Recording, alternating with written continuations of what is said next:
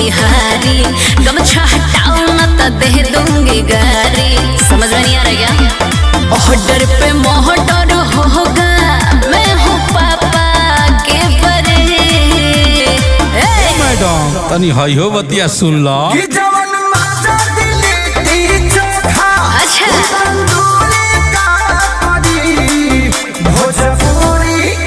अच्छा